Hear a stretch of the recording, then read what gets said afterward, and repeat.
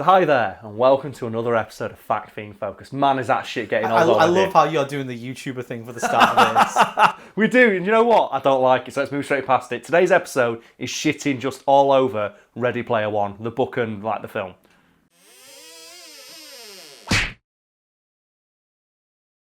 I feel like this is going to be quite a divisive episode for anyone watching because there's a lot of people that are huge fans of Ready Player One. The whole reason it got made into a movie is because people love the book. Because those people are idiots, as I'm about to explain. So don't worry about it. Anyone who's still angry at me for not liking Ready Player One and shitting on it at the end of this is just a person with no media literacy. And then, you know what? Their opinion on this matter is not one I care to entertain. So let's get straight into it. And would you rather start, Brad, with the book or the movie? 'Cause I've read the book and we've both seen the movie, but you haven't read the book. We should start with the movie. Start with the movie, okay. Because obviously, whenever you take the piss out of the movie, people will always say the book's better. Okay, so let's do that. Talk on the movie, but jump to the book when relevant. All right, let's do that. Okay, so the movie is, I think the most immediate and pressing problem I have with it is that all the main characters are assholes, and everything, you can criticise, it's just shoving in loads of pop culture. I don't care about any of that. It's just a bad movie because the motivations of the main characters are laughable and hypocritical. My favourite example being the big bads of the film. So it's the evil corporation trying to take over the Oasis. Basically, there's a big computer game called the Oasis where you can just sign. It's like VR.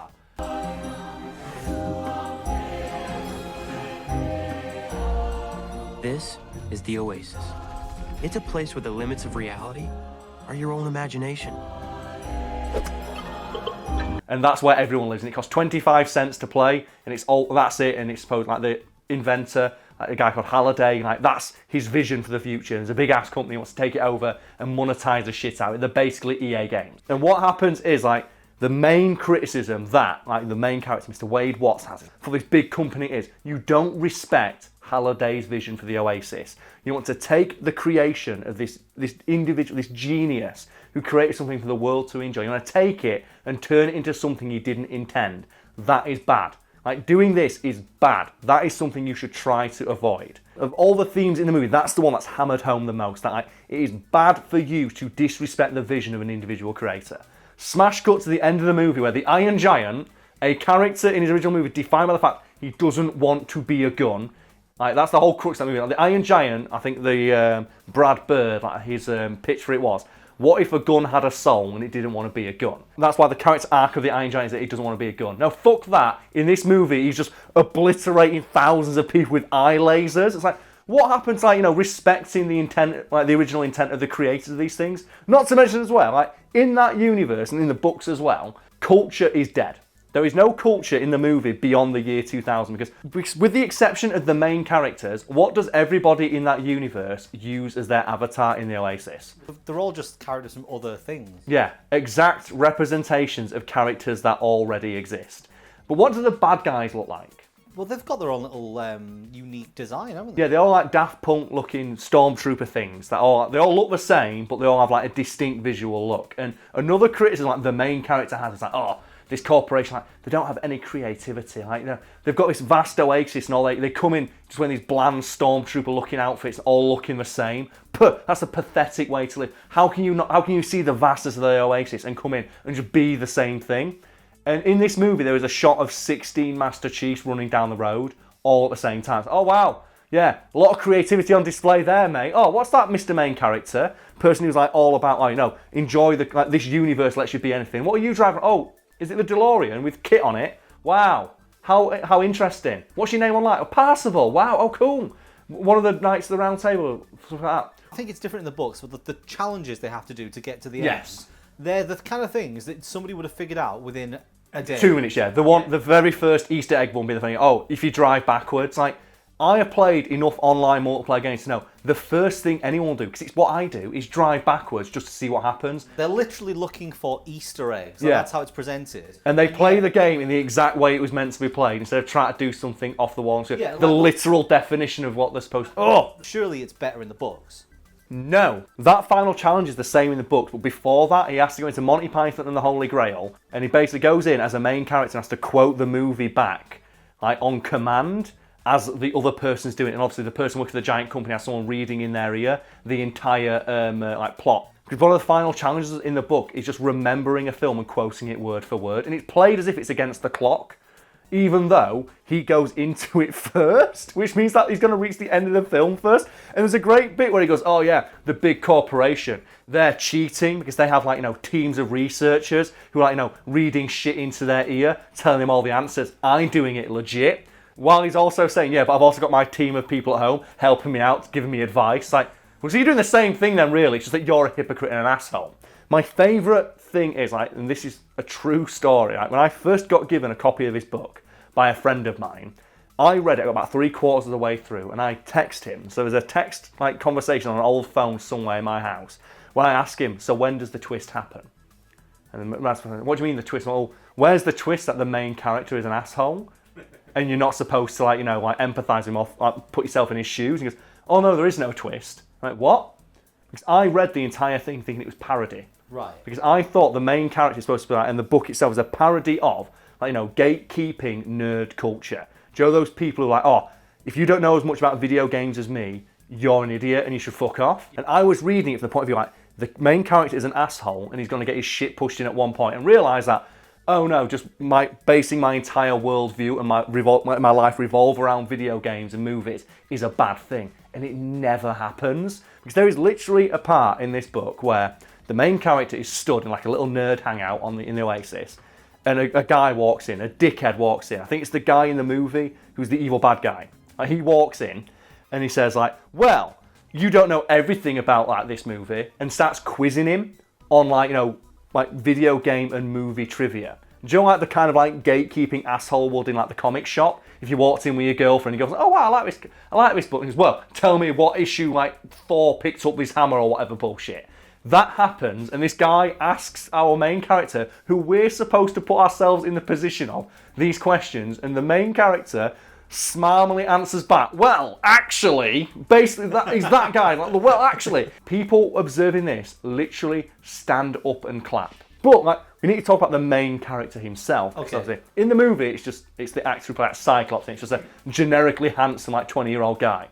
In the book, like, he's described as being overweight, short, with bad skin. He goes into the Oasis, and he's told, and in the introduction to the Oasis, he says, oh, you can look like whatever you want in the Oasis. And for a moment, Brad, pretend you are a hacky writer who can't think beyond cliches. What kind of girl would, like, this character, the nerdy character who thinks he's better than everybody else because he watches old movies, like, what kind of girl would that character hate the most? Well, I assume it would be like the plastics, I guess. Yeah, the generic, like, mean girls you'd have in high school. And he has an entire, like, paragraph dedicated to talking about how women in the Oasis always go, like, oh, they always go in, like, you know, the overly voluptuous, like, tiny-waisted model that's, like, you know, unrealistic for women that I don't like. It's like, well, first, who gives a fuck what you think? It's like saying, like, oh, well, that makeup doesn't look good on you. It's, well, fuck you. I'm not wearing makeup for you. I think it looks good. So not only is he an asshole for thinking that, but he's a hypocritical asshole because he then smugly congratulates himself on, like, I made my avatar look just like me. And there's a paragraph where he looks in a mirror and goes, yeah, looking at my avatar, it's basically identical to myself.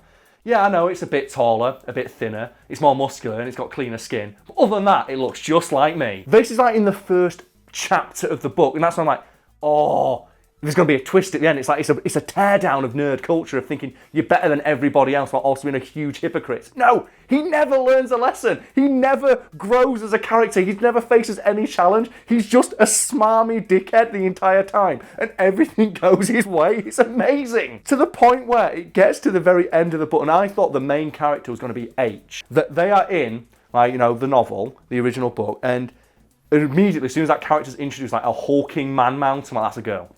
Like, that's a girl playing online as, like, a big buff guy, so she doesn't get harassed by men. That's exactly what that is. And at the end of the book, surprise, surprise, it turns out his mate H isn't a big, huge buff dude. It is a black woman.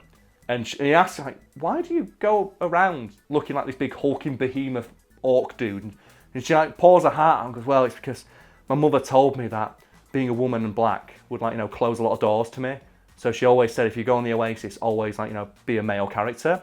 And I remember thinking, oh my god, this is the turning point when the character realised he's the asshole. He's told by his closest friend in the world, I could not be honest with you as a person about who I am because we live in a world where even though you can go to work as a fucking dark elf, you can go to work as Master Chief, it is still a detriment to like self-identify as a black woman. It's like misogyny and racism are rife in this world, despite the fact the Oasis should be the ultimate equalizer.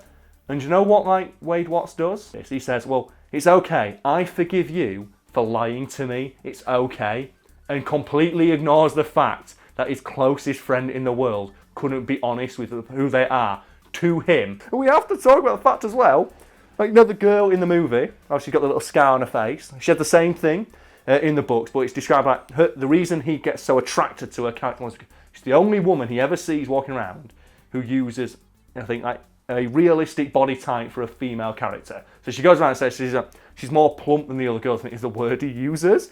And he says like, oh, I kept saving pictures of her avatar in a folder that I never tell her about. I wonder what that folder's used for. Not to mention in the novel, there's actually a paragraph where he said I bought a sex robot and returned it because I was having too much robo-sex. There is like literally a page in this book that is an MSN conversation between them where he's saying like, I'm not like all guys. Like, you know, I'm a nice guy, I can treat a girl with respect. As this girl's like basically saying, please leave me alone and go away.